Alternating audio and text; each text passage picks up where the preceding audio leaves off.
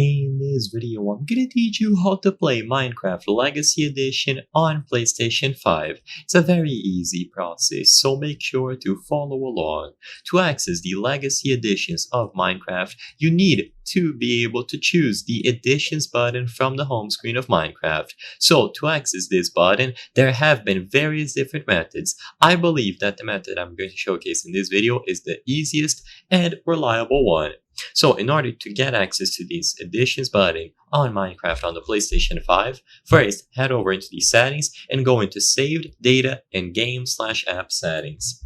Inside of this menu, go to save data from the PlayStation 4, and what you have to do is delete from the console storage. So this first one here, delete from console storage.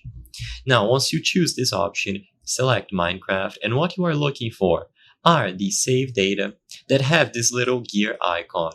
You don't have to delete your worlds, but if you want to be safe, you can upload them into the cloud and download them later. The important ones, like I said, are going to be the ones that have this gear icon and also the blue background. If you see one that has an orange background and a gear icon, usually you don't need to delete those, but if you want to be absolutely safe, you can. So find the save data that has the gear icon with the blue background and possibly orange as well, and take them. So make sure that you select everything related to the save data and delete it. Once everything has been deleted, you have to disconnect yourself from the internet. If you open Minecraft on the PlayStation 5 and you are connected to the internet, it is simply going to acquire the latest version, which is not going to have the additions button.